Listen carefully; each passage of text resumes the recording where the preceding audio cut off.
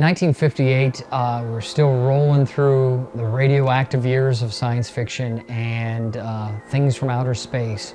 And one of my favorites from 1958 is The Blob.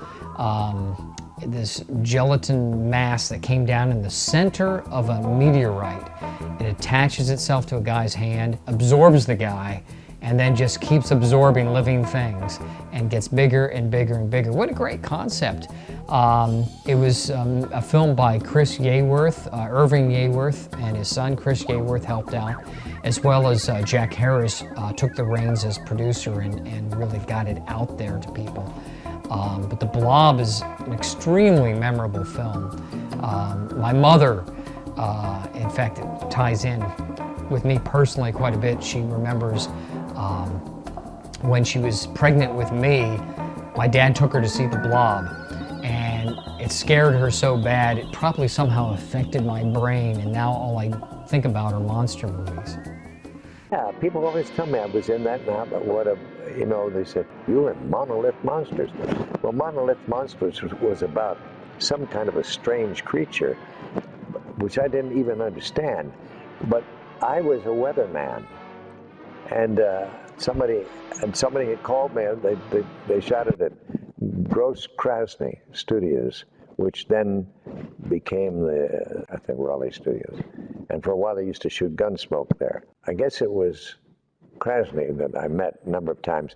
He was like the archetype of the Hollywood producer, a giant cigar, and he was very short. So it was, it was interesting. Wait a minute. Well, I worked there in this thing, and to tell you the truth, all I remembered was that I played the weatherman, but apparently what I did was funny, because somebody calls me up and says, what's going to happen? Are we going to have rain or what? And so I said, just a minute. And I looked out the window and I said, no, it looks pretty good right now. My agent called and said, you've got a part. I didn't have to do anything or go anywhere. That when the phone rings, you hope it's the agent. Because I always had the feeling that when I finished a part in a picture or whatever, I might never work again. Anxiety is one of the trademarks of our business. It's a part. It's work. And this was a pleasant experience for many reasons. It was a sensible script. And John Beale, do you ken John Beale at the Greek of Day? Oh, I used to sing that all the time. Was a very, very, very nice man. Bright and, you know, intelligent. You could talk to him. And we had a good time. What a good time. And the movie, he didn't mean to be a vampire. It was an accident. And it was sad. It was really, you know, you had feelings for him, compassion, which made it different than the usual vampire horror picture, I think. Except they should have called it the werewolf vampire, because the makeup he changed into an animal, sort of, which was not the usual vampire visage. Well, Jerry Wish was my first boyfriend when I came to California. Jerry Warren, excuse me. And he came to see me, and he said, look, I need a favor. And he said, I've got the script, and it's a monster script, and he went through it, and I said, oh, I don't want to do that. He said, do me a favor. I'll never show it on the West Coast. So we went off somewhere, Arizona, somewhere in a bat cave filled with bat guano. And John Carradine in his funny suit, and me, and Jerry's wife was in it, and his father-in-law. Oh my God, it was the worst. And Bobby said, you know, Phyllis, you will never work in California again. And I said, why? And he said, they showed that film You know, Carradine was okay, and Bob Clark, but for me, it was a killer. Well, Carradine was established. He was a wonderful actor, and Bob Clark was also. But for the woman, oh, it was just hideous. Robert was really good looking, but just the nicest guy. There's some real nice people in Hollywood. Or there were. I don't know if everybody's still alive. After they got into it, and we were in this kind of bubble thing, they said, "What the hell are we doing here?" You know? Carradine said, "We're acting. Carry on." You know, that was his attitude. But Bob got the point.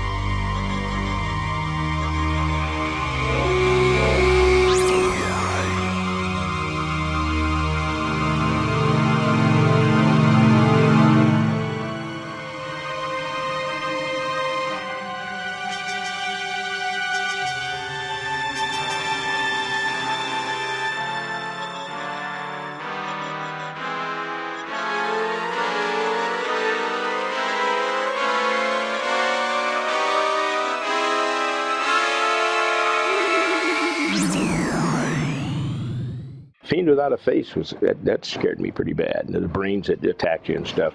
They had a lot of stuff. Oh my gosh, there were so many of those things. The Trollenberg horror, or what they call it, the crawling eye, I guess over here. That was pretty creepy. You know, a lot of stuff like that was creepy. But it was all outer space guys. Charlie Gamora, another monster suit maker. He's probably best known as being a gorilla man. He was a gorilla in so many movies. One of the best is The Monster and the Girl. But he's in lots and lots of films as a gorilla. And he also made costumes for the movies like I Married a Monster from Outer Space. Really creative looking monsters. The Colossus of New York. And again, someone that I don't think was really appreciated till he was gone. I Married a Monster from Outer Space. He was so proud of this monster, and it was in like a really B movie, but the monster was like so good. All they told him is there have to be tentacles going into the lungs for part of the breathing. That's all he knew. And out of that came this incredible monster back here. I don't know if you can see him. And it's iconic. It became an iconic monster. He worked so many films. He didn't even know the names of the films he was on. He could work sometimes 3 films in one day. Like he'd make somebody up there, make somebody up there, make somebody up there, and have made somebody up in the morning. And then we'd go across to Channel 5. Just the first TV, I think, like 1948. And there were cubicles. There was a restaurant called Oblats right across the street from the East Gate. And these cubicles were all lined up. And this was like an old storefront. It was small. We have a picture of it. And the TV cameras are right against the wall, and the whole crew is, lined up. And there'd be Cooking with Corliss, Oregon by Corla Pandit, Cecil and Beanie. Then it became Space Patrol, and Charlie would run over there in the afternoon, and I'd tag along with him, and he'd just go down each cubicle, making everybody up. Then he'd run back to the set. So he'd just know the number of the set. Monster movies and You mentioned about Frankenstein's daughter. I couldn't help come to mind a kind of a humorous incident about Frankenstein's daughter. When the producer asked the special effects guy to make a mask, he forgot to mention that it was a girl. And that's the ugliest broad you'd ever seen in your life. I mean, because no one tells you, he made a monster mask for a guy, you know. But Frankenstein's daughter, for me, was a movie, I call it Pin for the Mortgage. Sandra Knight. Yes, I remember Sandra Knight. She married Jack Nicholson, as you probably know. They had a child, and last I heard, she's living in Hawaii. But Sandra Knight was a very competent young actress. We had never met before. And when I say we dated, we had a dinner date one evening, you know, and I think she did invite me back to her place, because I remember fishnets all over it. It was an apartment in Santa Monica. But yeah, we were just friends. A little glass of wine after dinner kind of thing. I'm looking at fishnets and all. The Curse of the Faceless Man. All right. I had just finished making Paths of Glory in Germany. Then I got a job called The Long Hot Summer, where I was working with all the young guys and ladies, Paul Newman and Franciosa and his wife, you know, and we're doing Orson Welles as well, you see. So I just finished it. The agent calls and says, they want you for a picture called The Curse of the Faceless Man. I said, what? And he says, that's right, we'll skip on it. He says, wait a minute. Tell me about it. I always want to hear everything. We shot it in 6 days. And there was a director, and I don't mean to demean him in any way, but he would shoot the first take or the second, you know, and that was it. And he made a picture in 6 days, that picture, with shooting exteriors down by the water and everything. And it was most amazing picture. Now, what happened to The Curse of the Faceless Man was, it went out and it did wonderful business and became an icon. It was a perfect movie. Absolutely right. It was a love story. Vesuvius, he's looking for his lady. He comes back and a face comes, nails come out of the sand, and he's back to get her. Well, I felt sorry for him, and I'm the guy that had to, you know, finally we had to go out in the ocean, put him away. It's a very sad ending, you know, that he's coming back for his lady. You know? I wonder if that's the one that I was eaten by a spider. In many of my projects, I've either been stabbed, shot, thrown in a barrel by Steve McQueen. This one, eaten by a spider. What else? Kicked by a horse. I just remember we went into a small studio on Melrose Avenue. I remember the director saying to me, Laurie, look up, and I see this hand, which looked like a spider, and it's man-made. Somebody's going, yell, scream, yeah, and it was up in the, that's all I can remember. Alec Nicole was a dear friend. He came to me and said he had what was to be the remake of Rebecca. And he wanted me to do the girl part, and it was to be his first directorial job. And I read the script, and I said, well, it doesn't seem exactly like Rebecca to me. And he's, oh, believe me, it is. It's going to be more like the girl part will be, you know. And so when I finally got around to doing it,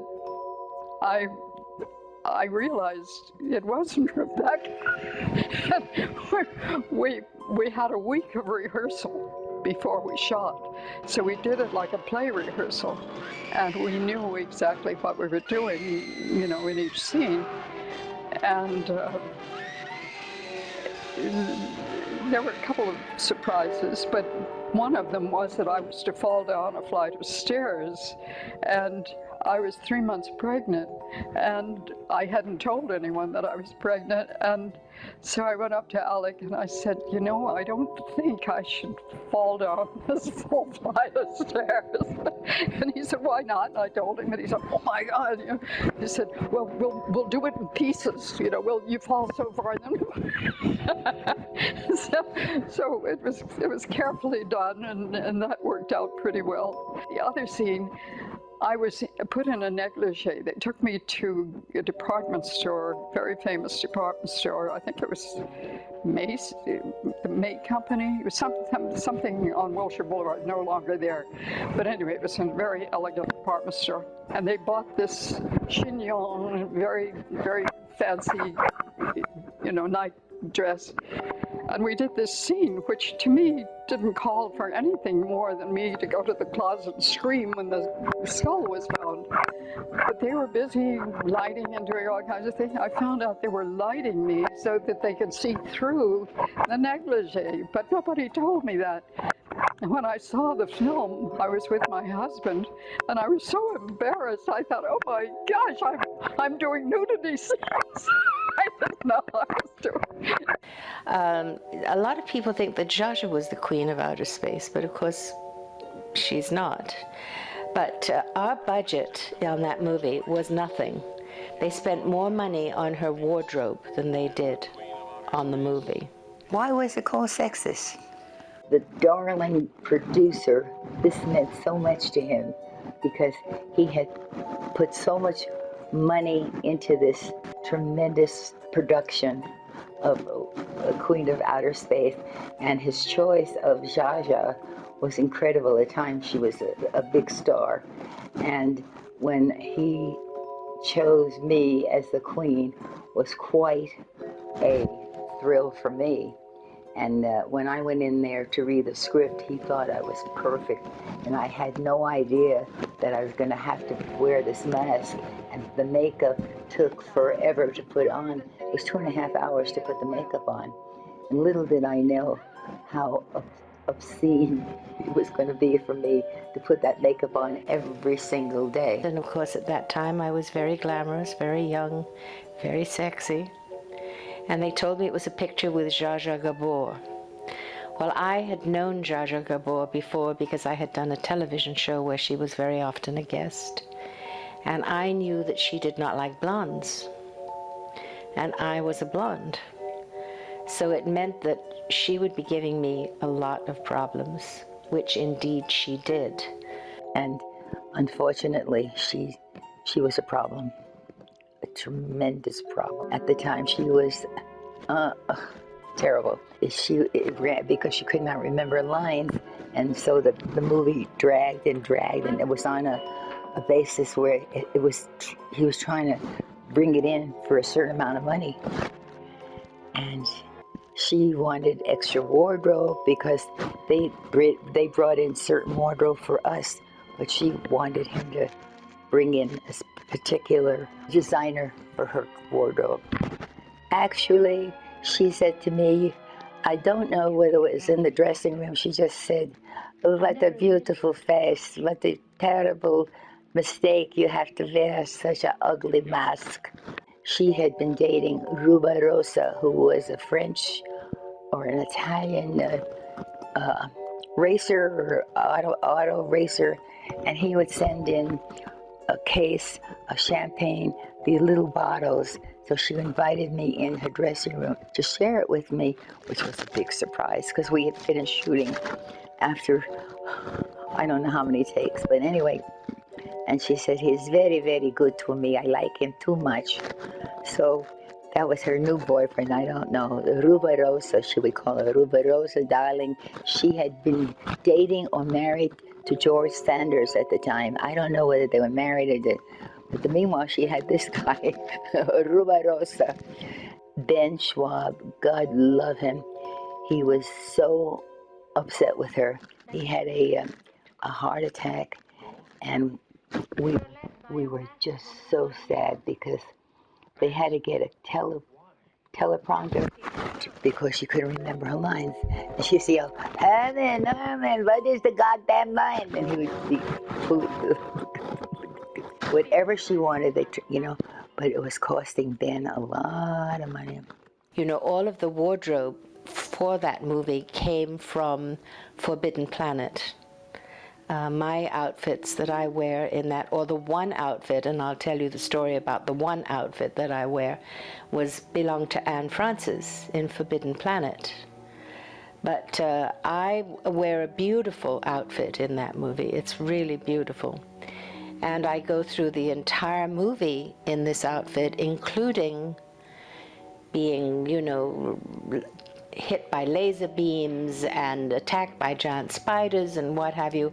So in the final scene in the movie, where we are victorious and the wicked queen is no longer alive, I change into this beautiful, yet another Anne Francis outfit, a beautiful silver lame outfit. And I'm standing on the set and we're all waiting for Miss Gabor.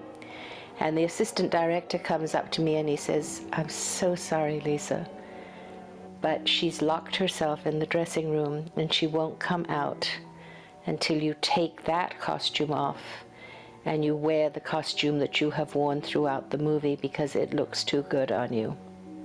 We had all of these women trotting around in the high heels, you know, and it was just a silly movie, you know. I mean, the costumes, the lines were silly.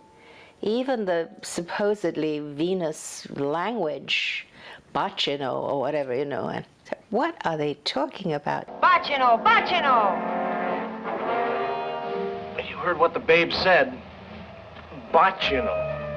And of course, Zsa never learned her lines. She was using cue cards the entire time, and she could never get my name right, never. And my name was Motia.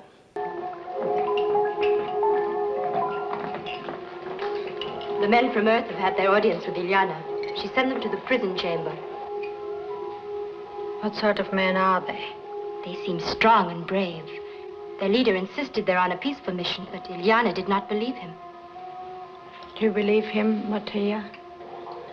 His eyes told me he spoke the truth.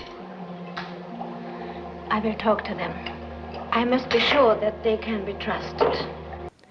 And she would say to me, "Darling, what a terrible name they have given you. I don't know who you are."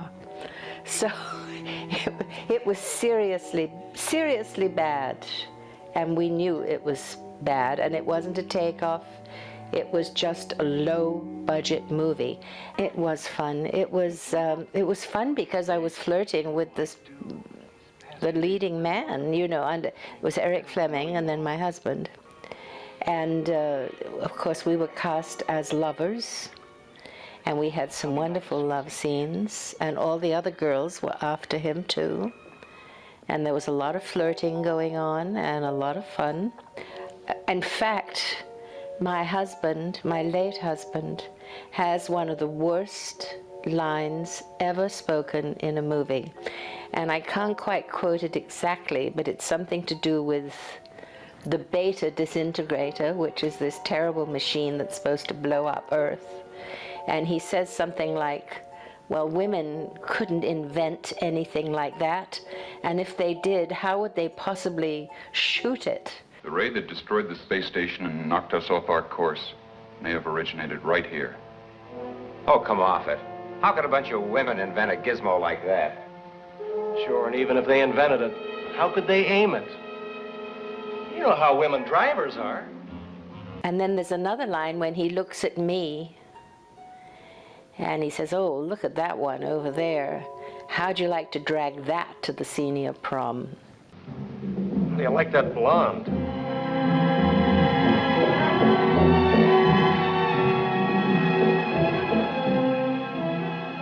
Wow. Hey, Mike, how'd you like to drag that to the senior prom? I mean, oh, it's really just, I mean, I cringe when I see it today. I cringe. And working with Bert was unbelievable. He was the most perfectionist person I've ever seen. We used 2 big sound stages for that movie, and all those sets and everything were actually made to the size of what they should have been. There's a word for it. But anyway, and he didn't let us see any of the actors to see the set until it was all done. And the day we went to see the set, it was like, it was unbelievable because it was just perfection. Puppet people, I thought, was really kind of a neat idea. Really kind of a cool idea. And Paul made the little puppets, and he made giant puppets when you see the actors working with them and stuff like that. He made the big coffee cup. He made the big bar of soap. The only thing he didn't make was the big telephone. The Bell telephone people had that phone. They had a great big giant phone. It just happened to work, happened to be the right scale, you know. But he made a big pencil, I think, and maybe a, what the heck was in the rulers? I don't know. He made a lot of big props and things like that. And then for Colossal Man, he did just kind of the opposite. He made, like, the Sands Hotel was still there. He made the big sand sign that the Amazing Colossal Man comes in and crashes, and some of the cowboy thing, he made that and stuff like that. I mean, Paul was such a unique, creative guy. I mean, he just had it in his brain. The telephone, yes. That was quite interesting, like the coffee can, which I took the bubble bath in. They were all kidding me. Come on, let's do it without your clothes on. With the bathing suit, how they put the bubble bath in. The coffee can was quite huge, and the camera, as I said, was up there. The telephone might have been the size of the coffee table, which was quite interesting because it's all special effects. I loved it. More, and they kept saying, "Put more bubbles in there. Put more bubbles in there," and the cast would laugh. They thought it was great. One little girl said, "Oh, I'm so jealous. I wish it was me." But it was fun. It was fun. It was so funny because I had to climb clip. So like. That's why we're still, you know, so be careful when you're walking around here. You know, you might step on me and not know it. Paul had some really great days there. He did. They screwed him over, though, like, well, the studios do.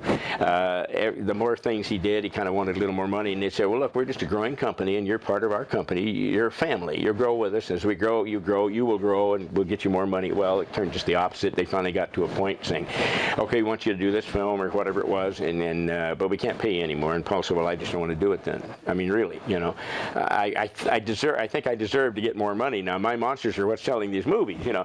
Al Arkoff said, well, if that's the way you feel, we'll get some college kid and have him just make a monster for nothing. And that's exactly what they did with a thing called Beast from Haunted Cave or something.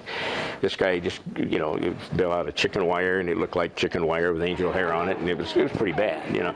But they got it for nothing, so what could they say, you know? And so Paul, that was kind of starting the end of his career right there, which was so unfair, so unfair. Did a couple of more films, not for IP. He did It, The Terror from Beyond Space, which I think is one of his best films he did. I think that's pretty much what Alien's based on, and everybody's admitted that, you know, about a thing on a spaceship killing off the people one by one. And I think it's one of his best monsters too. It was really a creative guy, because Paul would think about, okay, how is it on Mars? How is it on Venus when he did the Beulah, the Conquer the World thing? It's low gravity, low center of gravity, have to be low to the ground. I mean, that's the way he thought about stuff. It wasn't just, I'm going to just design this monster for fun. It had to be kind of a reason for it, you know. And he thought, well, it's got to have scales. It's got to be pretty strong because it's in the sandstorms and all that kind of stuff. And it was a pretty frightening picture. Surprisingly, it was pretty frightening. They used Ray Corrigan in it, though, and usually Paul always did his own monsters. Well, Ray Corrigan's like 6'6", Paul was 5'8". Crash Corrigan's head was 10 times bigger than Paul's head, so he always did his head on his own face and did it. Well, it didn't quite fit. Everybody thought it was a tongue, and nobody even complained at all. They all thought it was a tongue. Well, it wasn't. It was his chin. So it was kind of weird. It was hot to wear and everything, but it was neat. But that turned out to be his last film. I'm Vincent Price. What unearthly horror did that girl gaze upon? What manner of incredible thing walked beneath that hood? It would be unfair at this time to show you any more of what went on in that laboratory where a man actually dared to play God. So fantastic, words can't begin to describe it. You must see it with your own eyes to believe it. When the fly comes your way. It's very funny. Fox offered me The Fly, but I wasn't the first choice. There was another contract player called Rick Jason, and he was offered the part, and he turned it down because, as I understand, he didn't like wearing the cloth on his head for a third of the film, and then the other third of the film with the terrible makeup and whatever. So then, also, I think they offered it to Vincent Price, but Vincent said he wanted to play the brother. So I was next in line, and I read the script, and I absolutely loved it. I knew it was going to be a winner. I knew it was going to make a lot of money. And I went running up to Buddy Adler, who was then head of production. And I said to him, Buddy, this is going to make a lot of money, believe me. I said, what we have to do with the fly part, it should be progressive makeup. That is slowly, you can see that progression. So by the time she pulls that cloth off, it is really terrific. You could see really part of my eye maybe, and the fear, and the passion, and all that goes on in the expression in the eyes. But he said, oh no, we're going to put you in a plaster cast, Dave, and it's going to be fine. Ben and I will do the makeup, and he's terrific. I said, I know he's terrific. I think Andre, my part was, he was very altruistic, and he cared about the world, and he thought if this actually worked, that, you know, there would be no starvation in the world. Things could be transported instantly from one place to the other. The atoms broken down, and there they are. And he believed in that, and he was not a mad scientist, by God, no. But of course, by the time he turned into a fly, it got pretty horrific. And but no, he had so many good qualities, and that's what he wanted for the world, and wanted to do as much as he could. He was a good scientist. 20th Century Fox opened The Fly on 400 theaters simultaneously. And in the Motion Picture Herald, there was a 2-page ad, and it said, "The Fly is open, asterisk. 400 theaters never saw anything so big." Well, today they'd laugh. They pulled it. It was never shown again.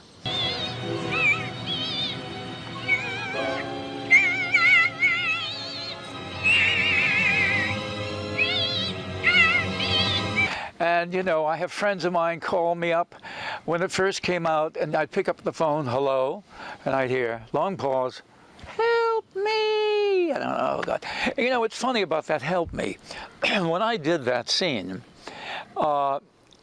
it was really horrific, because I was screaming, help me, because there was this spider coming towards me, and I imagined this actually taking place, and I was screaming and yelling and trying to get away from this horrible fly. And by the time the scene was over, and I'm shouting and yelling and whatnot, just cut. And the crew burst into applause because it was really horrific. So when I saw the film and I saw what they did, what do they call it? They stripped up the sound, and it was high-pitched, saying, help me, and I couldn't believe that they did that. And it was almost comedic to me. But evidently it worked, and a lot of people liked it. I think my dad was too busy laughing during that movie to think about the future. Apparently that last scene where, you know, they're looking and going, help me, they got hysterical laughing. I mean, they literally were doubled over. The director kept having to throw them off the set. They could hardly get those takes done. So, you know, that's a very good question. Did my dad think that, you know, we'd reach there in science? Yeah, sure. You know, I think he really believed, he used to say, look at the course of my lifetime. In the course of my lifetime, he was born in 1911. I mean, the technology that happened between 1911 and 1993 puts what's happening now, you know, it pales by comparison. So I think he thought anything was possible, sure. Well, you're right, it was very difficult to see, but there was one little slit there by here that I could kind of look around like that and like this and whatever. So then when I was tearing up, I took the hatchet and I was tearing up the laboratory, and I was swinging this thing all over the place.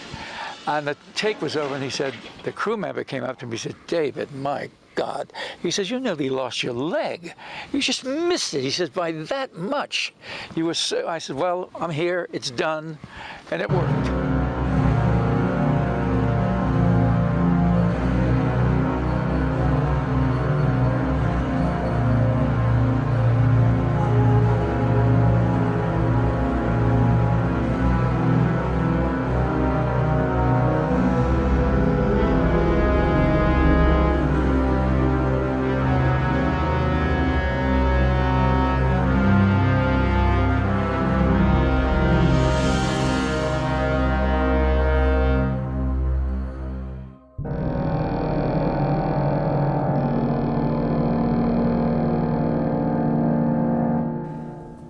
Monster Bash magazine, inspired by famous monsters of filmland. Never heard of that. No, of course it was. I mean, I grew up with probably every young boy and some girls in the 60s reading Famous Monsters of Filmland magazine. Also, there was Castle of Frankenstein. And then there were fun things that Stan Lee was involved with from Marvel Comics. He was doing things called Monster Madness, where they take photos of classic monster movies and give them funny captions. All that was part of the big ball of wax of pop monster culture, and it's definitely affected me. Also, just came to mind For Monsters Only is another one that I used to get when I was a kid. And of course, that's all affected me greatly, and I love that stuff, and I pour that love right back out with Monster Bash magazine. Paul and I were sitting around one night, and the other monster magazines were coming at the end. I mean, Famous Monsters were already out, but then you had Modern Monsters and Monsters from here and there and everywhere, you know. And we were looking at some of the monster magazines, and we just kind of decided one night, we should do a monster magazine of our own, you know. With Paul being a monster maker, we could tell people how to make monsters, because that's the thing the other magazines did. It worked really well, and I came up with the thing of the Monster of the Month, the fold-out, like Playboy, just for kids. We're going to do it one time just to see what happened. Well, it caught on so much, everybody wanted it. And they'd buy 2 copies of the magazine because they'd tear that off, hang it up. So it was great for us, we thought, you know. It was fun until we found out that the guy was using us, and we lost everything, including a lot of my stills were gone. And so we learned a bitter lesson at that time, and that's where Paul started getting very bitter after that. The movies had already screwed him over. Now a magazine had screwed him over, you know. So he just kept getting bitter and bitter. And at the end of his life, he wasn't the same guy I knew.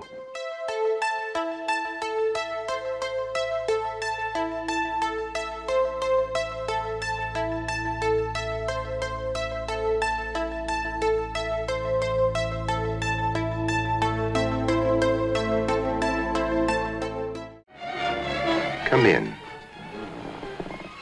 Come closer. Closer. That's right. I'm Vincent Price. You'll be just as safe in this house of fear as any of the other 5 victims murdered by the bat.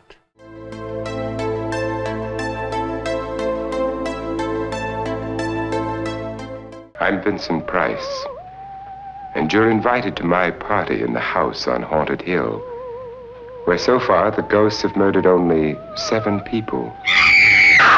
So won't you come and make it 8?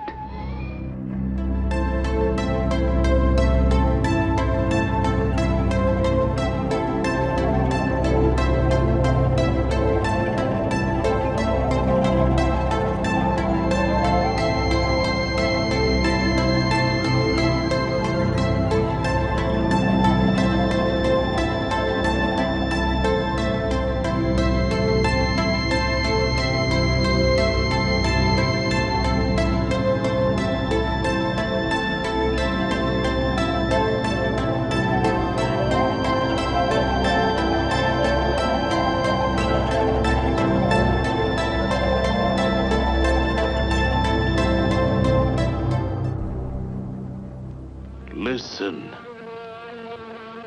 Do you hear? It's coming back, turning the screen into a buzzing, crawling, creeping nightmare of terror. How did I get the part in The Return of the Fly? That was kind of different for me. That was in 1959. And I had just starred in about 5 juvenile delinquent pictures, and that year I did 5 exactly, and the year I earned $5,000 for the 5 pictures. That's $1,000 a movie. That's not much money for a movie star. So when they offered me The Fly, Return of the Fly, I said, how much? They said, same as you've been getting, $500 a week. I said, no, I've done too many movies. I want more money. I got a call from Robert Lippert, who was he was a big producer at that time. He was the major producer of B Pictures, but amongst the major players in town, he was one of the top dogs. So when I got a call that he wanted to see me personally, I thought, whoa, wow, man. So I went to see Mr. Lippert, and we had a nice talk. And he said, Brett, I want you to do this film. It's important for you to do this film. It's really important that you do this film. You may not know it, but I want you to do it, but I'm not going to give you any more money. And immediately afterward, I was put under contract at 20th Century Fox and went into a film. So he knew what he was talking about. Well, the actor who played the flying monster was Ed Wolf, who had been a circus performer, and obviously in better days was, I'm sure, a great hit as a circus performer, but he was not in good shape whenever we unscrewed that head, just to give him air.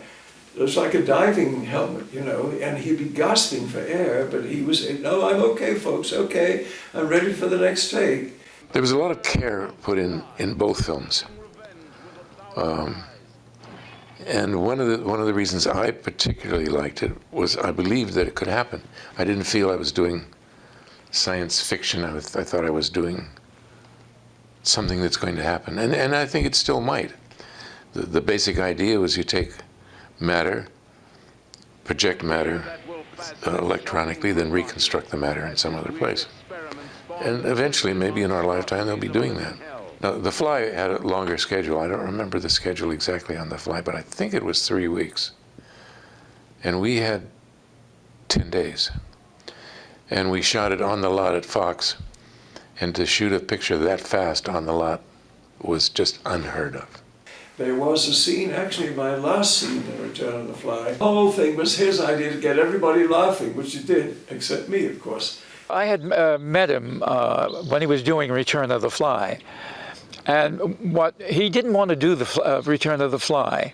But then when he went to Lippert, who produced it, Lippert said to him, look, you won't have to wear the fly head. And that clinched it. And I said, Fred, you should have worn that fly head, but maybe not, because that fly head was so ridiculous. Which, you know, he would probably topple over if he had to wear it. So it was just as well, I think, that he didn't wear it. We started talking about making the Fly movies then, and we talk about it today. Well, not today, but every time we see each other, because we have a friendly argument over which one was the best one. David's approach was different than mine. He studied at the Actors Studio, and he was very intense with his approach as far as like wearing the mask, the fly head. He thought it was really important for him to wear the fly head to get in the mood. And my schooling was in Hollywood. I could get in the mood without torturing myself. And one of the reasons I did the picture for the lower money is because they said, and you don't have to wear the fly head. We'll have a double wearing the fly head. So that's another day you don't have to work that we're paying you for. No, I didn't wear the fly head, but David did, and to his credit, it was important, and he still thinks it was important. David's a good actor. Vincent Price always insisted on a stress-free set. And he brought his masterful sense of humor to bear, certainly on Return of the Fly and on the other two films I did with him. It's awfully hard to saw somebody's head off with the very best of taste. Even though I have taken carving lessons, I'm very good on a mutton roast or something. We had a top crew. We had 20th Century Fox, some of their top people. Very good director. I was always disappointed that he didn't go on to do bigger things, but he came from B pictures. He came from doing the serials at Columbia, and I don't remember exactly what he did. It was like Three Stooges and those pictures. Ed Burns we're talking about. Good director. I really liked him. It was a huge moneymaker, The Fly, the year before in 1958, and they had done a beautiful set of all film at the time. The Cosmic Man was always invisible through the whole picture, kind of like the Invisible Man type thing. And in the film, as you saw, when he put on Earth clothes, he became lifelike until the end. You know, there was some critics actually knocked it a little bit. They thought they borrowed some ideas from the Day the Time, the Earth Stood Still, the Day the Day. What was the name of the? And that was a good film. 1951 was kind of setting the stage for other films to come. the film, as you say, depicted the scientist as thinking that this alien from another planet was here on a peace mission and a do-gooder. Military immediately wanted to capture and destroy it, no matter what. And ultimately, in the end, that's what happened, but there's that question mark, did it really? All in 72 minutes, and you know, and the day the Earth stood still didn't cover all of that. So there is differences between the two films. And the words that it was really wordy for science fiction terms. Photon chamber. Why, this is the photon chamber. You found a mistake. I didn't touch this diagram. You know, sonic boom, things that were like big names in those days, big words to identify with. Anti-gravity, they had me saying, because I'm supposed to be this brilliant little kid with a physics mind or something, and I'm saying things like Alpha Centauri, 180,000 miles from the Earth's surface. You know how far it is to the nearest star? Alpha Centauri, 4 light years, I think. You think right. So they don't have all the right words for the 50s. They filmed it at Samuel Goldwyn Studios. Was where all the interior shots were filmed. And I showed up there, and I had the script. It was the only science fiction film I'd ever done at that point. And my agent thought it'd be a good thing to do. It was 1959, so it really wasn't one of those early 50s sci-fi things where the drive-in crowd went crazy. But it was still 1 year before we got into the next decade. I did not want to frighten you. You are Catherine Grant? Forgive me, I didn't hear your car drive in. My vehicle is parked beyond. That guy's a character, you know, and you know, I think I had more scenes with him than anybody else did because he had an ulterior motive to get to know me. You know, as you know, I was crippled in the picture. I'm confined to a wheelchair. Supposedly it was 6 months to live from some pre-existing childhood disease or something. And my mother comes up there one night and sees him playing chess with me. Did you say checkmate? Check. Ken, what are you doing up at this hour? Who are you? We've been playing chess and all kinds of games. I don't understand. You've no right to. Ken, you should have called me. It's the middle of the night. Ken must have his rest. It was my fault, Mother. I asked him to stay. We were having such fun. Yes, we were having fun, weren't we? The boy has given me much pleasure and a needed diversion from my work. And he was a good chess player, too. A chess-playing alien. And I did enjoy it because, you know, everything sounded, he always delivered his lines the same way. And he was actually quite a humorous guy off camera. He used to tell jokes and actually have the cast and crew cracking up all the time. Is there life on Mars? For centuries we have wondered. Now, for the first time, through the new photographic miracle of Cinemagic, you will see the wonders of this strange and terrifying world when you see The Angry Red Planet. The Angry Red Planet had two producers, Norman Maurer, who was a brilliant illustrator, and Sidney Pink, who was an exhibitor. Norman Maurer was really knew what he was doing. I couldn't say the same, unfortunately, for Mr. Pink, but Norman had developed something where if they printed it, it came out looking like a very fine drawing that moved. And they said, this is great, we're revolutionizing motion pictures, you know. And Pink went to the press with it and all sorts of things. Unfortunately, when they started running it as film, it didn't work. Only frame by frame. So at one time, Morris said, oh, and he took it and threw it against the wall, and it cracked. And he put it in as a crack, and out came this weird thing. That became cinematic. And then, of course, they tinted it red, and it had a weird effect. And I used it only because I don't like to do something that does not make sense. And it wouldn't make sense just to have Mars like that. I mean, why? But it was the remembrance of a woman whose mind was damaged, let us say. And this is the way she saw it, and then it makes sense. And that's how I use it. Whenever she's thinking and talking, it's in cinematic. Everything that I have done has had to have a plausible, if you want, scientific background. Like, as we talked about The Anger of the Planet, I needed a plausible way to use cinematic, and I came up with it. And this is what I'm all about. I mean, I've written a lot of books. They all have to make sense. The Four Skulls of Jonathan Drake.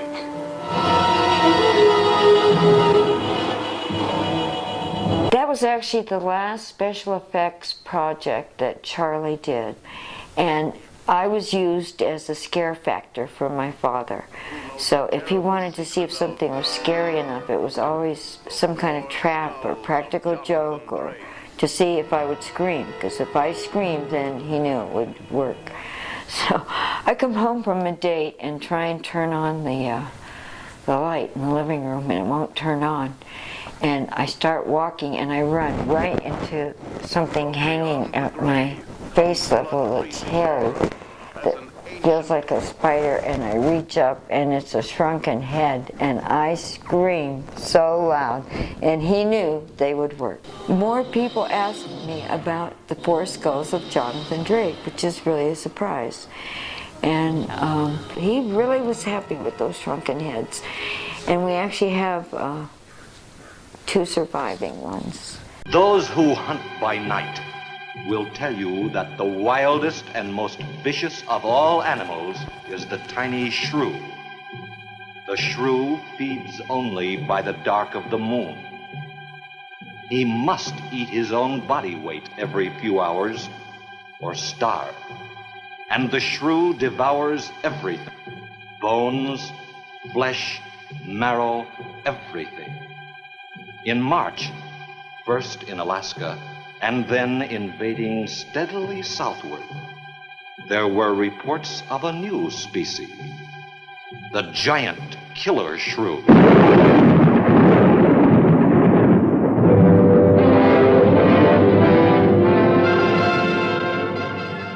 We went down to Texas. They really didn't have any money.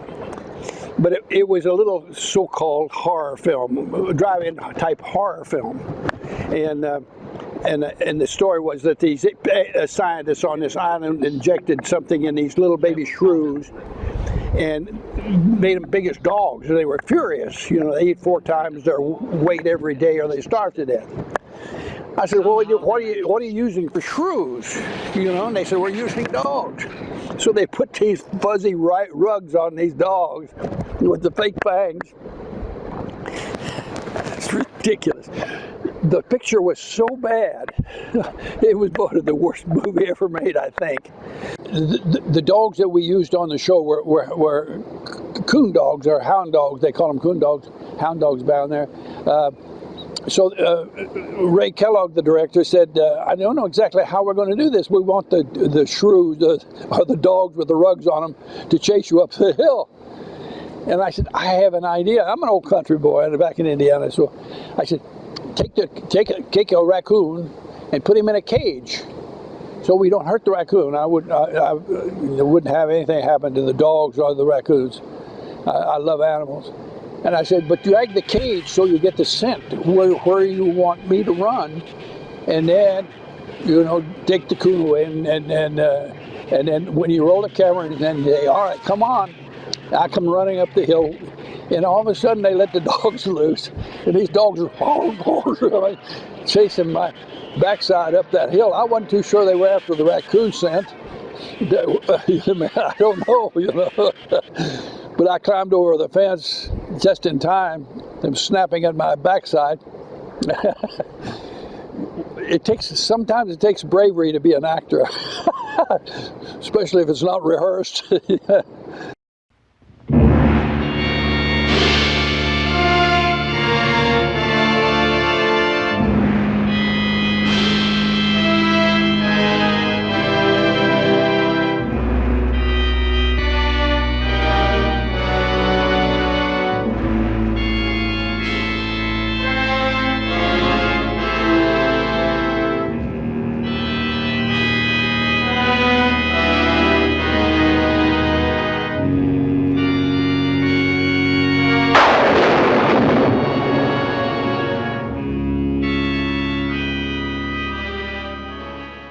journey to the center of the earth was something that almost seemed like it could happen, which I think made it more suspenseful, and you cared about the people.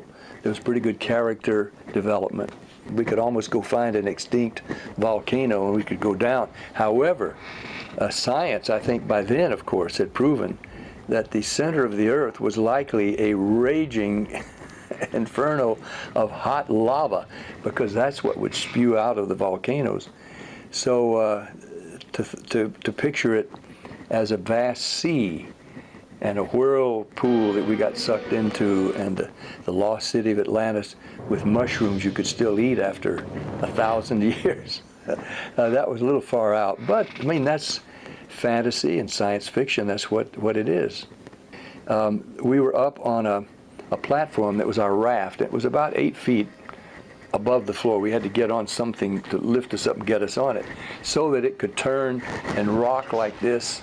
And we were all on it because we were against a screen that would be depicting this whirlpool. We weren't in a whirlpool, but because it had to look like we were, there were cannons of some description shooting hundreds of gallons of water at us and on us as if it were waves sweeping over us as this thing rocked and turned like this supposedly in the whirlpool. And we were all holding on. We had to, because we could have fallen off 8 feet to a concrete floor, not in the water. And Arlene Dahl, although she was a big, strong Nordic woman, beautiful, but this was really more than she wanted that she'd bargained for.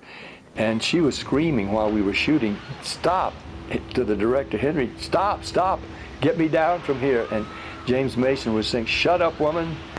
If you keep that up, we're going to have to do it 10 more times. Stop it." And I was hiding my face from the camera, trying to, because I was laughing. But with the water sloshing over us this way, we had to dub the dialogue anyway. So it would have been funny to have been in the dubbing room as the sound guys were hearing Arlene Dahl scream, "Get me down from here. You're going to kill us all." And Mason saying, "Shut up, woman."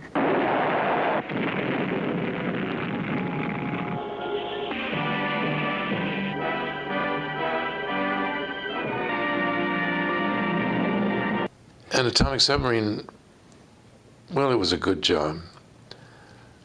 We shot, I believe the principal photography we shot in like 5 days, which was fast. It was a genre picture, but it didn't seem so. The special effects were kind of interesting. We shot in the monster submarine, whatever it was. I think we shot all of that in 1 day. And it's kind of like what they do today in the blue screen and the green screen. There was nothing there. They put it all in later. Alex Gordon was really a nice man. He's one of the nicest producers. I've talked to his brother, I forget his brother's name, but he's a producer in England. And Alex and I remained friends through the years.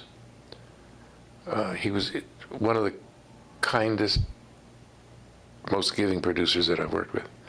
I always have a good word for Alex.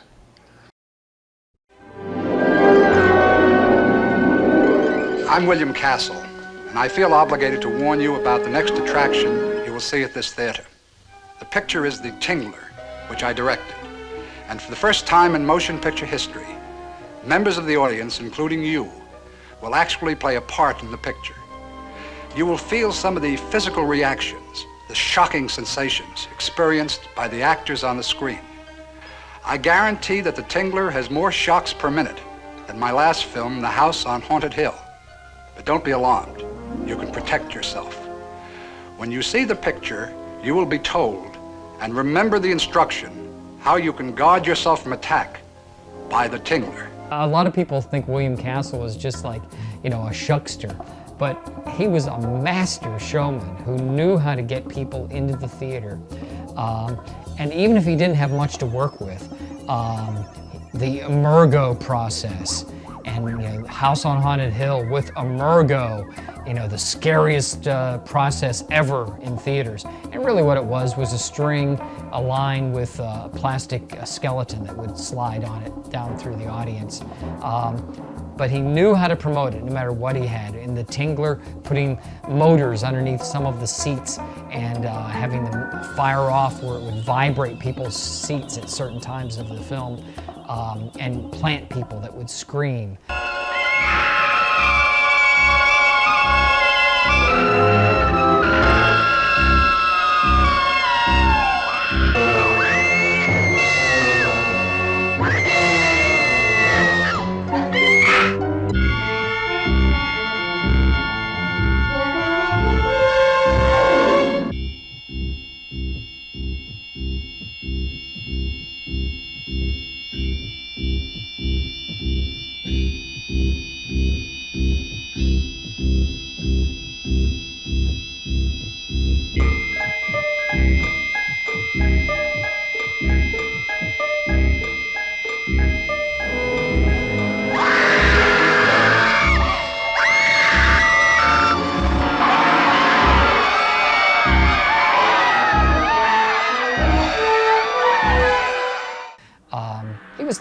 He was the master showman with movies like 13 Ghosts and just on and on and on. All of his films, he would come up with something that was a great gimmick.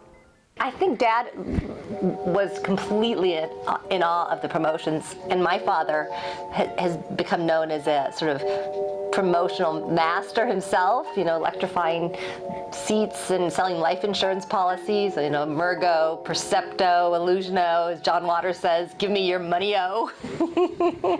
But I think he does give Bela Lugosi and Dracula and the theatrics of those performances credit to his inspiration. I mean, he was figuring out who he was as a young teenager.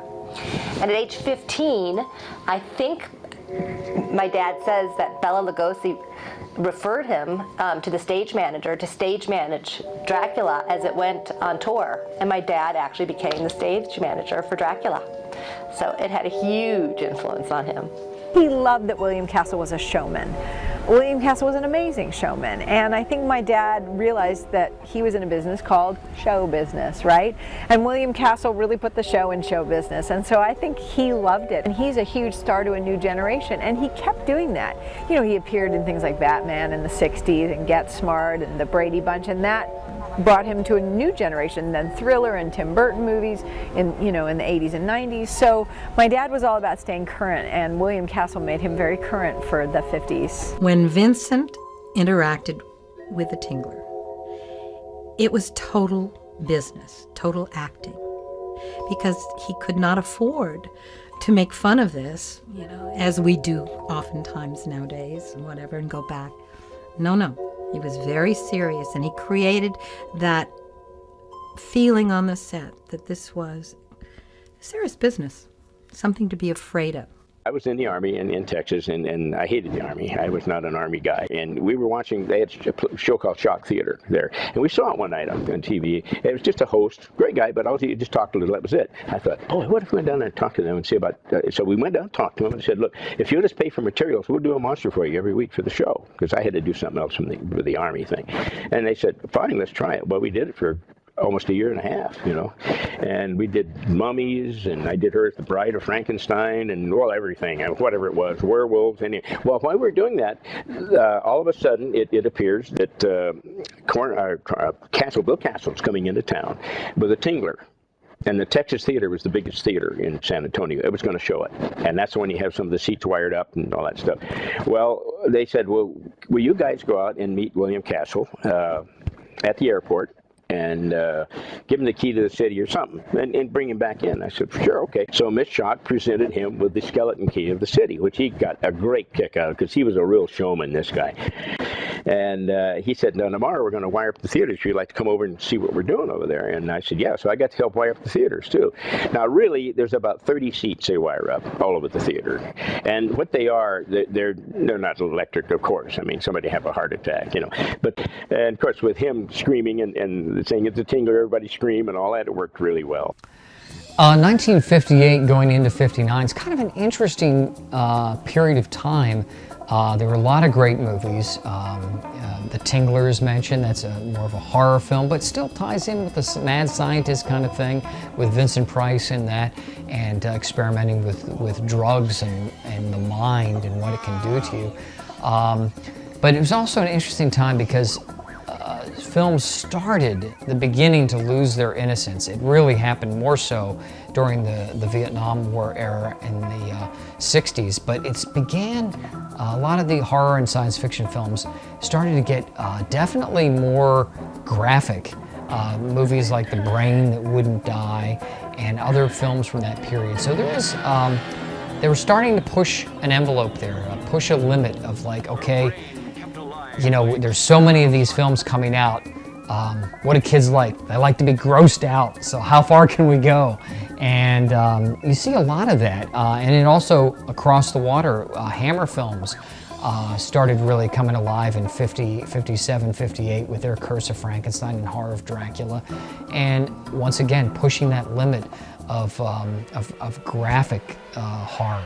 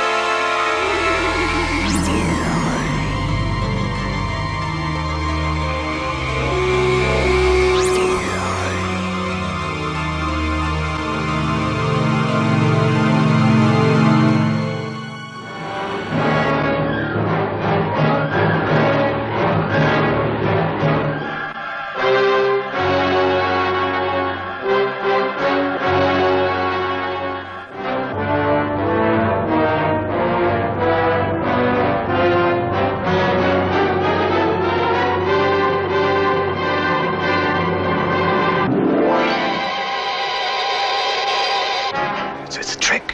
It's not a woman. No, it's Mama.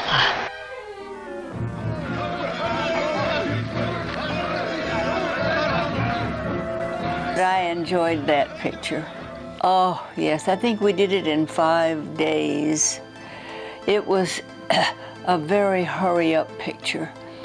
And we spent a lot of time laughing about it because it was so ridiculous to think that the pineal gland, which is in the center of your head, could be struck by a stupid ring, and you get the pineal gland extract at the point, and the person dies from a hit on the back of the neck. The whole thing is just, you just had to stop laughing, concentrate on what you're doing, and do it. And then you can laugh again. What drew me to it was the fact that it was a job. It's the one and only time in my career in which I got the top billing. So I'm very fond of the Leech woman.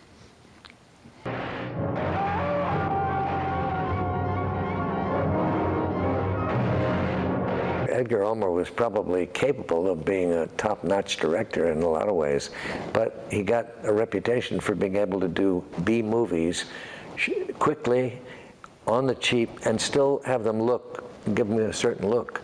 He came from Ufa. He was a very, very talented guy, and he was very good. He would draw designs if he wanted something, and sometimes they would use what he drew in the scene. So he had a good visual sense, and he was a good director. Edgar Ulmer was a very, very fast shooter of films, fast director. He was a nice guy. Those films were shot, in a matter of days. Boom, that was it.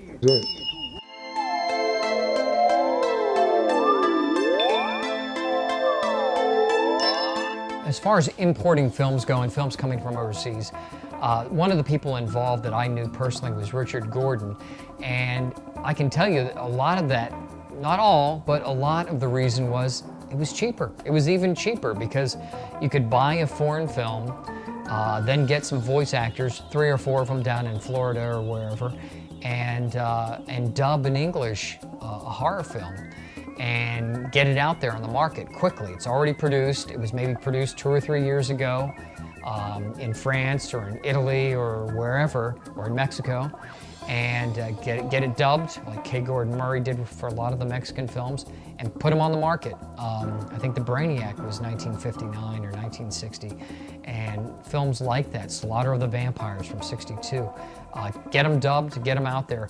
I mean, it's neat to be able to see them and think that, well, maybe they wanted to enlighten the audience of America to some, but I really think it was just like, it's even less expensive, and let's get it out there. And for us monster kids, it was great. We got to see all kinds of different horror movies. Have you ever walked through a graveyard late at night and seen a coffin open? Have you ever thought what it would be like to see a person's head amputated? Think of things so horrible that the human mind cannot imagine them. See all this and more when you see on stage, in person, that crazy mixed up Dr. Evil and his terrors of the unknown. Unlike anything that you ever seen or heard of in the past. Hideous creatures from beyond the grave. Leave the stage and grab girls right out of their seats. Girls, do not come alone. Bring your boyfriend to protect you when the lights go out. You may find a live snake or rat under your seat. A real dead body is given away to some lucky person at every performance. Also, in person, The Mummy and King Kong, famous Hollywood gorilla, real and alive. Plus, on the screen, 2 horrific motion pictures. Dr. Evil and his terrors of the unknown. Plus 2 horrific pictures.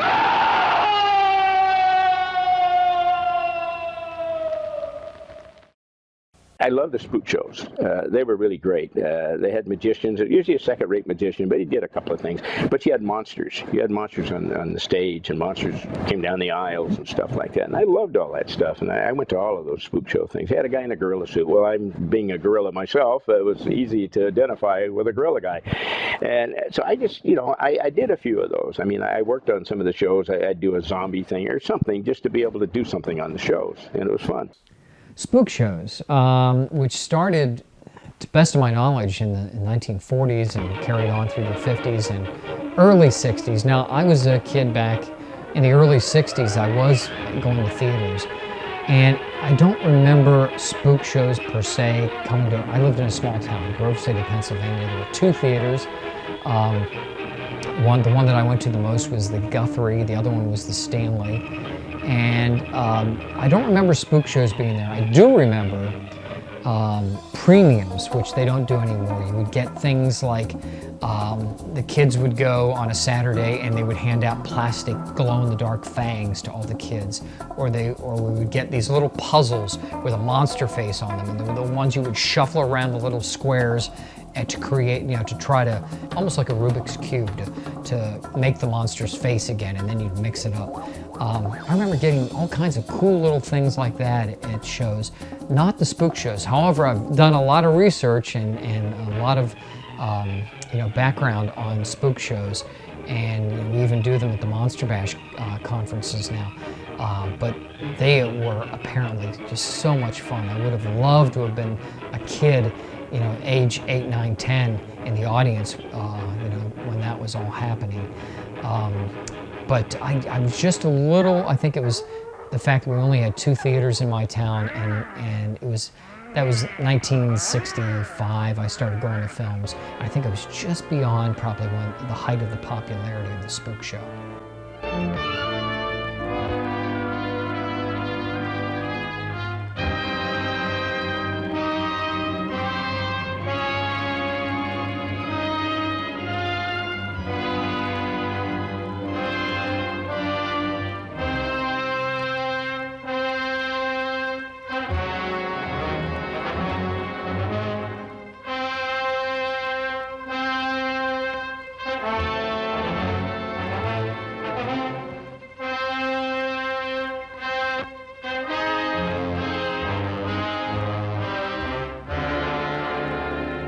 Well, 1960, there are still a lot of films coming out as far as horror and science fiction goes.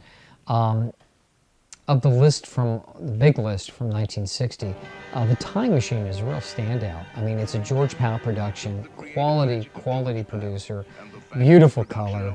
Alan Young is in it, and of course Robert Taylor. Just a great movie. And the sad thing about it, at the end of his life, you got the new people running the studios, young people usually that are ex-accountants or money people, bean counters as we call them, and they didn't know much about films, and so he was trying to get Time Machine 2 off the ground. That's when he was going to try to do that, and I had the little machine. I loaned him. He'd take it with him to kind of talk to him, and they just completely, they said, "You're an old man. Your last 2 films didn't make much money. They were pretty much failures. You haven't done anything that's really worthwhile. I think it's time for you to retire." I mean, they just told him this, these young guys. And he called me that night and said, "Bob, I'm bringing your Time Machine back because I'm going to give up. I'm not going to try this anymore. These guys are probably right. I'm too old." I said, "George, you're not too old. You're still doing what you've always done." And he just said, no, that's just it. That's all there's to it. And I never heard him negative as long as I'd ever known him. And he brought the Time Machine back, and he was very sad. And 2 weeks later, he died. And Gay Griffith, his secretary, who had been with him since the very beginning, we both agreed the business killed him. These guys they broke his heart.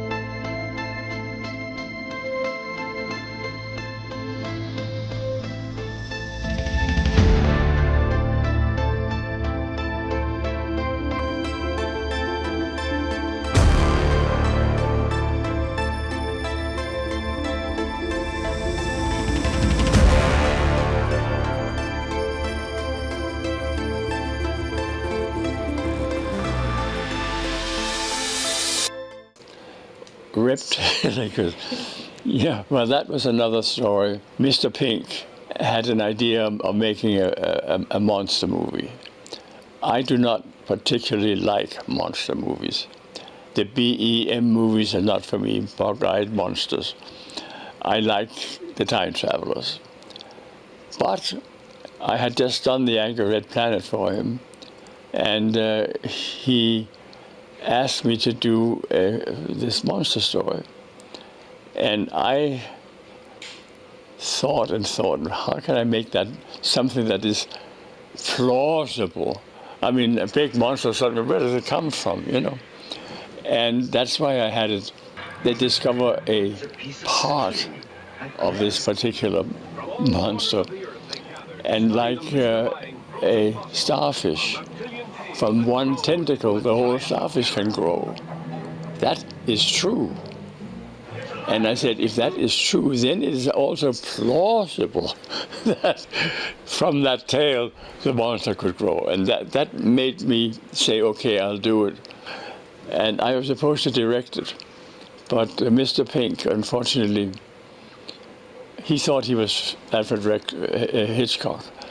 He thought he could do everything, and he couldn't. He had no idea about directing. When it came back, it was so bad that American International says impossible. We can't. And then they said, can you do anything with it? Can you fix it up? So they gave it to me, and I worked like heck to make it at least usable anyway. And they accepted it, and it became a Petrified. It was not a good film, believe me, but it was it was novel. It has a, that is really what has a lot to do with the success of things. Something that catches your interest, even if it's not done perfectly. Well, of course, the second time around, having done Return of the Fly with Vincent Price, I was much more relaxed, starting Master of the World with him. Again, his humor prevailed.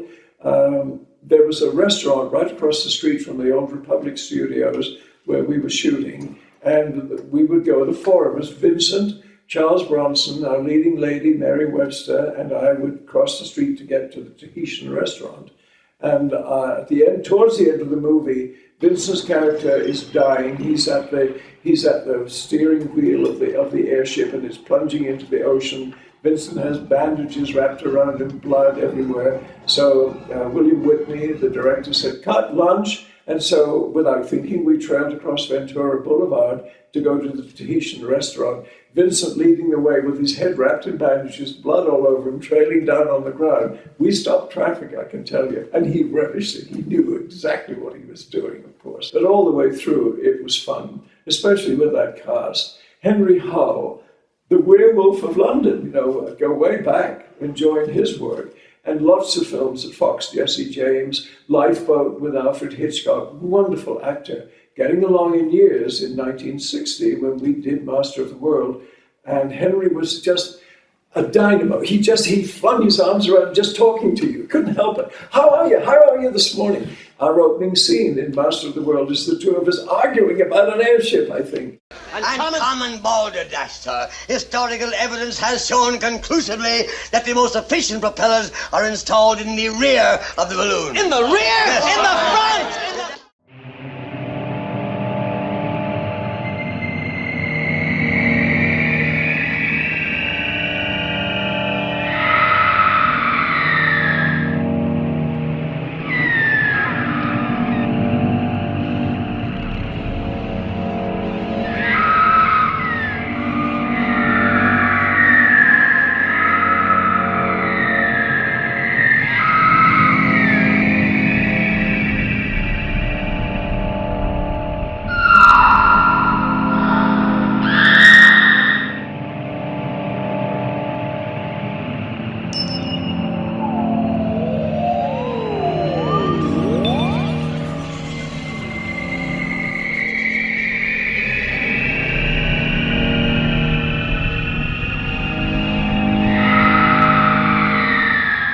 Well, I don't know if the atomic scare was really over. I mean, we still have it today. But I think filmmakers were finding new ways to revitalize the teenage market. And without a doubt, some low-cut dresses and more blood coming from places like Hammer Films. And, it was, the teenage kids were like, wow, this is new, it's different. And they were building on that and building on the Poe cycle with Roger Corman's films. Gothic horror seemed to be back, and I think it was spearheaded by Hammer Films with things like Curse of Frankenstein and Horror of Dracula. And there was a huge flourishing of Gothic horror in the mid and late 60s. Roger was an extraordinary fellow. In the first place, he was extremely well organized, and he was enormously intelligent.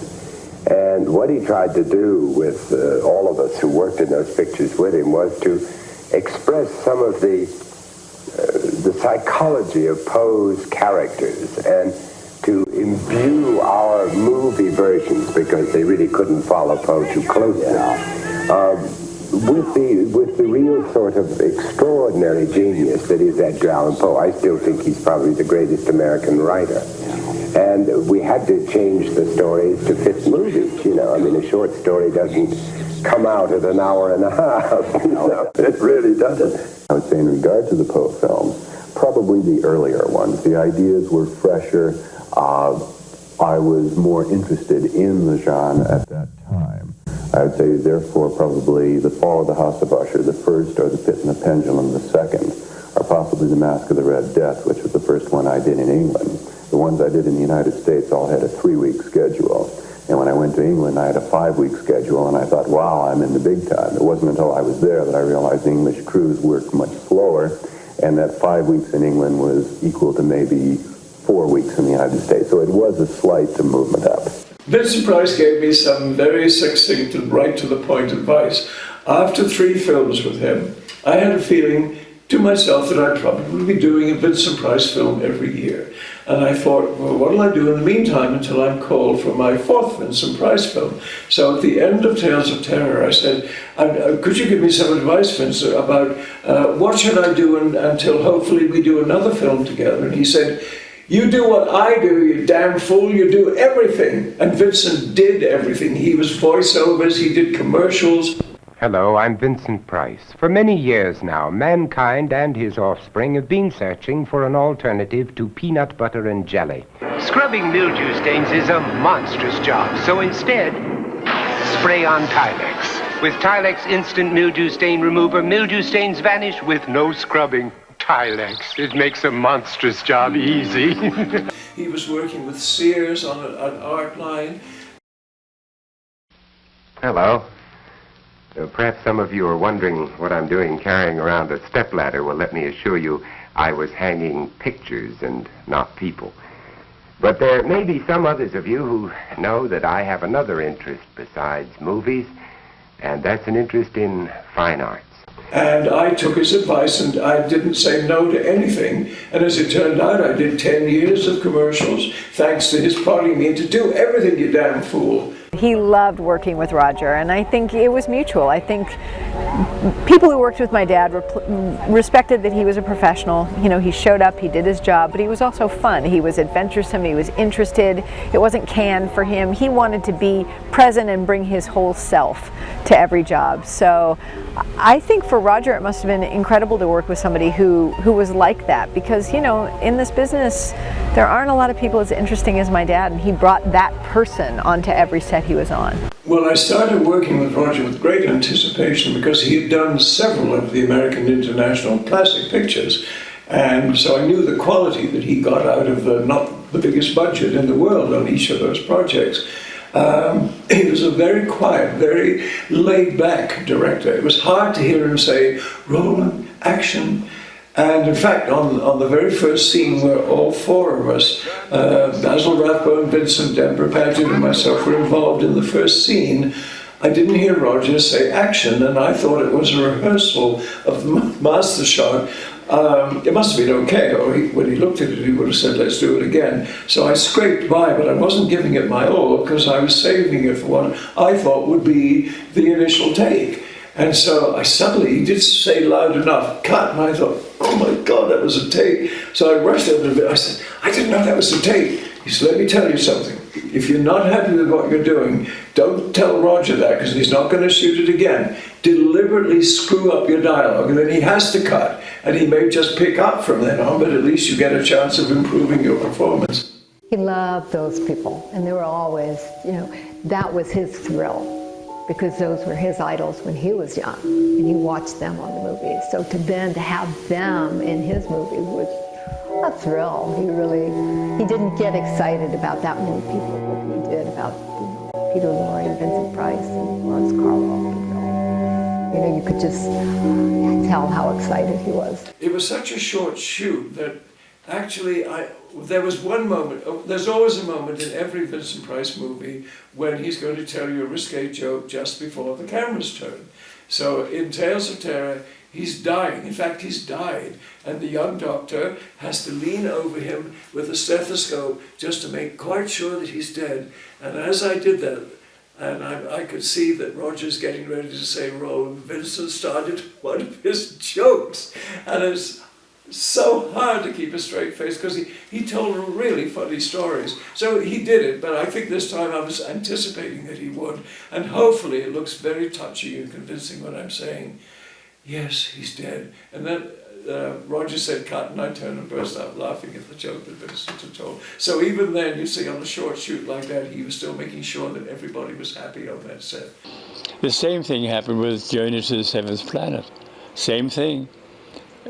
He had an idea and asked me to write the script, which I did, and he directed it himself. Same things.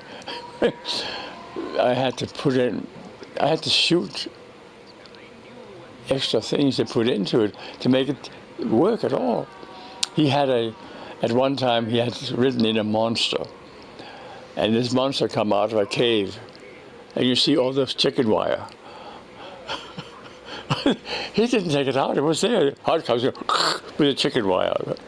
First of all, Robinson Crusoe on Mars was my baby, believe it or not. I went to Death Valley, and I was absolutely stunned. It's like a different world. And first I thought, what would somebody from outer space landing in Death Valley say, oh, Earth is terrible. But then I said, turn it around and make Earth actually stand in for Mars. It was tough work, and I was a smoker at the time, too. So trudging along those awful hills of Mars, or Death Valley, was tough if you couldn't breathe well, you know, if you had breathing problems. And I was a smoker, and I thought everything would be fine. I'm not a smoker anymore, but I was then.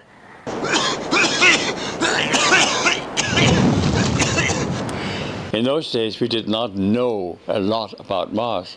After all, it was back in the 50s. But we knew enough about it that it had some sort of an atmosphere, and it had, obviously, was close to our size. So it would be possible that there would be some kind of life there. Okay. But I couldn't direct it either. But I had already, in essence, directed it, because I went to Death Valley. I picked out all the areas to shoot, camera directions, angles, everything. It was pre-directed, and I put it out on a map. I had two big maps of this whole thing. When they decided to do it, they had to get another director, and they got Byron Haskins. Byron Haskins had done some science fiction in the past and done pretty well with it. So I gave him all my material, which he used, and it turned out all right. And Byron Haskins was so lovely to work with. He started calling me Mendel. I don't know why. I'm not Jewish, and he's not Jewish. Come on, Mendel, just get in and say the word. Never mind, say the words. But what if I just say the words? We ejected capsule without incident. Colonel Dan McCready ejecting after I did. I'll set out to look for him tomorrow. From all indications, he should be on the other side of a high range of rocky peaks to the west. Now, my two most difficult problems are air and water. I have, with what's left in my tank and one reserve cylinder, enough oxygen for, about 60 hours. Which on the one hand, I thought, he's kind of disassociating himself. On the other I thought, he trusts you. And he did trust me. It was 2 weeks, and it was really hot, especially in the spacesuit, even though it was November. I mean, I get in the spacesuit, I put the helmet on, you can't breathe except what's inside your helmet and inside your spacesuit. That was a little tough to get used to. So we have to stop once in a while and take the helmet off, and we couldn't get sound equipment up there because those hills are like shredded wheat. You take one step up and go down 2 steps. So they didn't bring sound equipment up there. They saved that for the studio. So we would go into shots and come out of shots mostly, and walk and stumble, because I'm a great stumbler. But Barney, and his name was Mona in the movie, we put a little, like a bikini bottom on him, so he could pass as a female. Own little spacesuit, and he would jump into my arms and eat almost anything, bananas, Coke. He was a great monkey. I would just marvel at him, and he didn't have to be coached at all. His behavior was so natural. Natural was natural. What enamored me of the time travelers was a totally new idea. Do your Darkness. Total Terror. Frankenstein meets the Space Monster.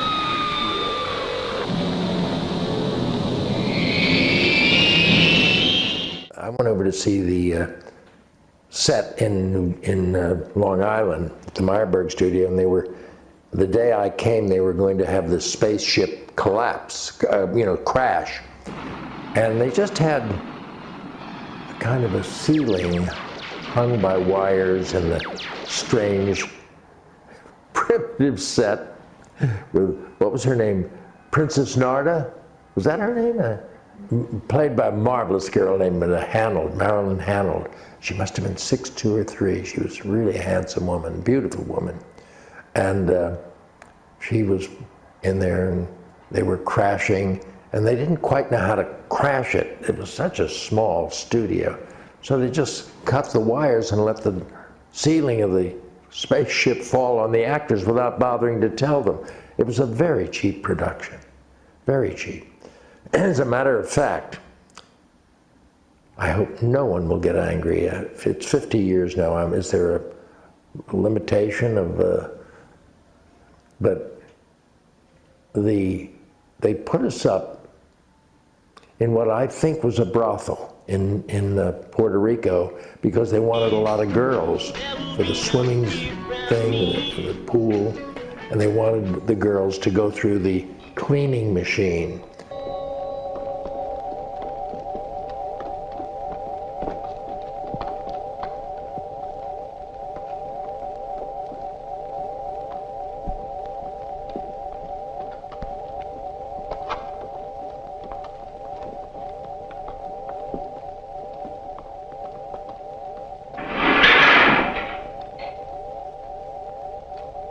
And I think some of those girls may have been working. I don't remember exactly how all that happened, but I know that it was a wonderful place to stay for a week. But you know, it's interesting about Frankenstein meets the Space Monster. The life it's had. It's like, also I'm fortunate about Return of the Living Dead. Most of my mail, I've done maybe 80 or so, 80 pictures, but most of my mail was about those two pictures, my fan mail. And they re-released Frankenstein, I think, about 2 years ago, and it has since ballooned again. Planet of the vampires, harboring a form of life worse than death. Planet of the bloodless, creatures who take men's bodies but attack like vampires. I did not work with Mario Bava. I met him, I went on the set, and I watched him shoot. We got along just fine. I was in Rome. They had some problems with the scripts that they felt that they needed to. So I went to Rome and talked to Bava, and Luciana was his producer at the time, and straightened it out. And well, this was not my title. I think I think I called it the haunted world or the demon world. It was announced. It was announced with 12 different titles. Finally, AIP came up with Planet of the Vampires. I believe because at the time, some sort of a vampire film had made it big, and therefore they figured the word vampire will sell it, you know. But it has nothing to do with, there's no vampire within light years. Well, I think when you get into the early 60s, once again, it was the impact of people pushing the limit, and people wanted more and more. And we also, at that time, there was, unrest around the world, and films were at that point kind of almost running the end of one cycle and beginning a new one of more graphic horror and science fiction. And there was also still those hangers-on, like people making like The Beast of Yucca Flats, which is, just like on a super low budget, just throwing stuff out there, hoping they can make some money off of a great title.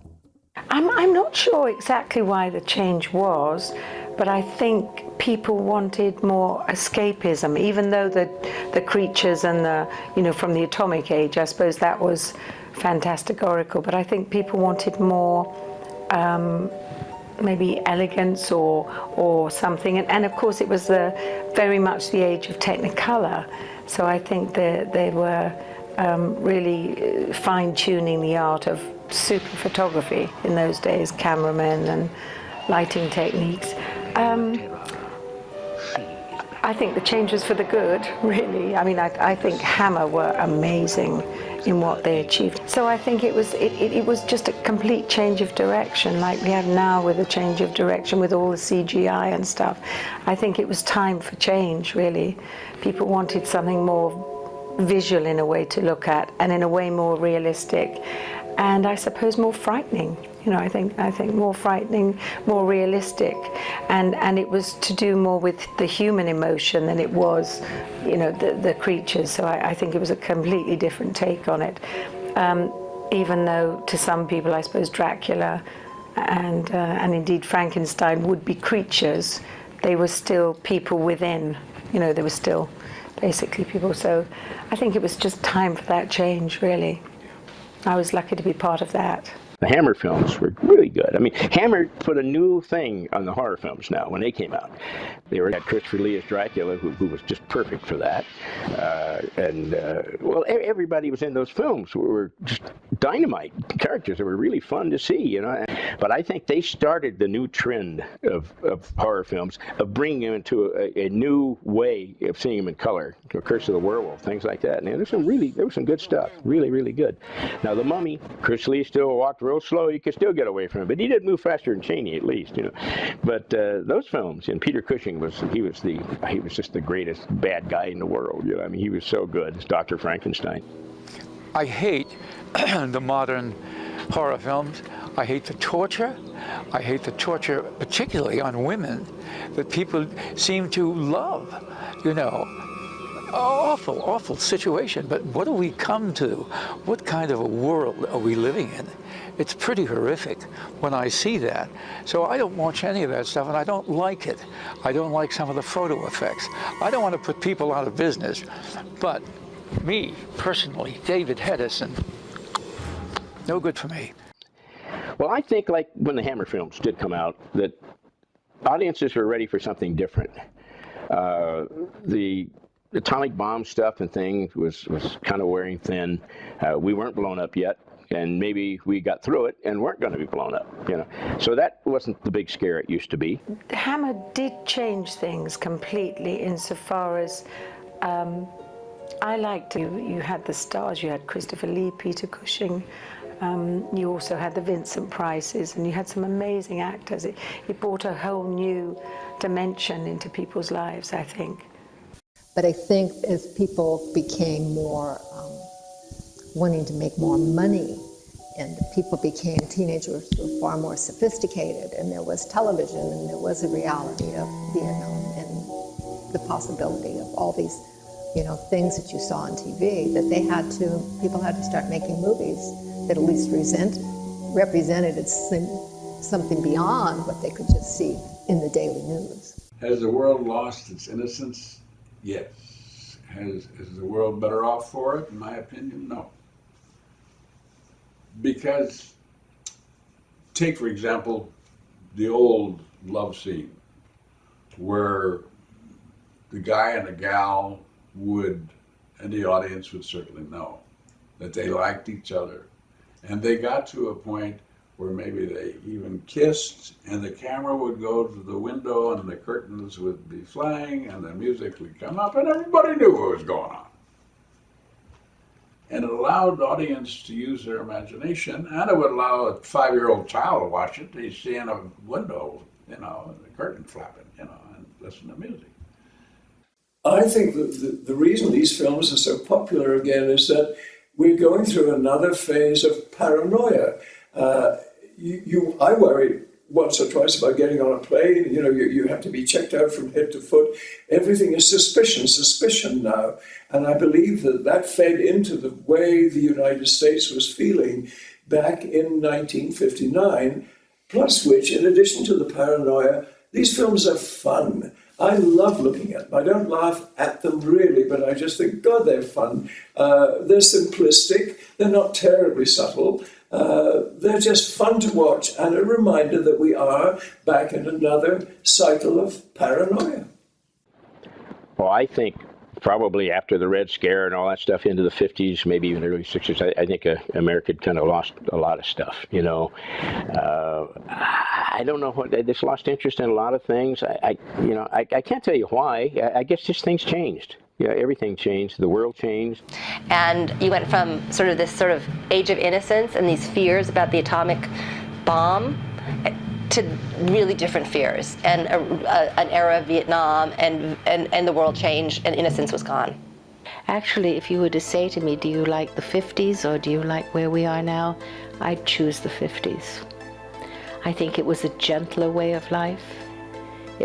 People were definitely nicer. I remember in the 50s, I mean, my mother, for instance, my mother didn't even know what it was to go to work.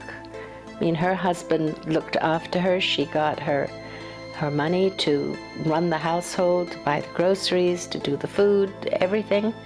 She wouldn't have wanted to go to work. And today, women have to work. Most homes are two income in order to keep going. And I don't think that's a good thing. I think we are losing our ability to address one another and look at one another. And I don't think we had that problem in the 50s. It was a softer, it was a kinder, and much more gentle time. Brings to mind a quote from Gandhi. Yeah, he said, he was asked, apparently this is the way the story goes, he was asked, what do you think about the American civilization? He said, it would be a good idea. And I think that pretty much sums up the story. We're not living up to our ideals, and it's pretty apparent. As far as I'm concerned, the universe is infinitesimal. It goes on forever. Somewhere, this planet is made up of a finite number of atoms. Finite number. If you go into infinity, that finite number will have to be duplicated somewhere. So somewhere out there, you're sitting and interviewing me. Not once, but in fact, figure that one out. But you know, it really was the fabulous 50s. I mean, it was so much better now. I mean, then, no comparison. If I could just go back to those times. I would think that that's the intervention from outer space is perhaps the only thing that's going to stop us. We seem to be bent on destroying the planet, and I think it's probably true. I mean, we don't seem to care about the planet itself very much. You know, if you can mow down a bunch of trees, mow them down. You know, or you can feed a bunch of cattle on the land, and everybody likes a good steak, and so who cares what happens to the rest of it, because it's down the road. And still, I mean, to this day, we're contemplating new generations of atomic weapons. I mean, what the hell is going on here? We are still mad.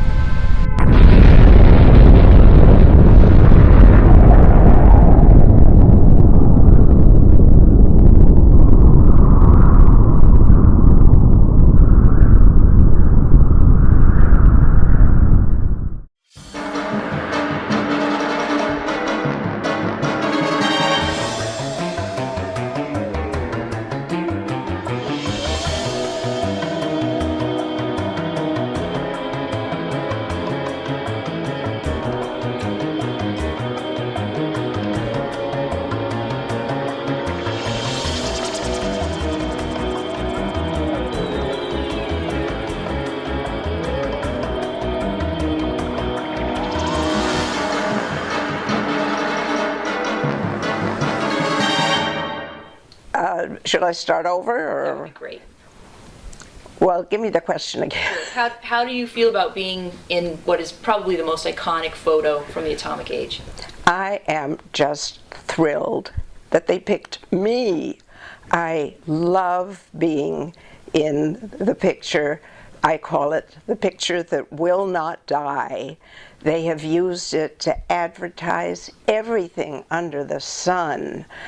I got an invitation from somebody who went to a party to which I was not invited, and on every table there was my picture. I thought, boy, that's pretty rotten that I wasn't even invited. Don't they know who I am? So anyway, that picture has been on book covers. It's advertised, it advertised hummus. It said, flavors that scream. Let's see, I was on a screensaver. I mean, you name it, I was on it. I just have a whole wall of pictures where they used me, and I always think, well, better me than somebody else. I'm so glad that they chose me, because it's just fun. Just seeing where that picture is going to pop up.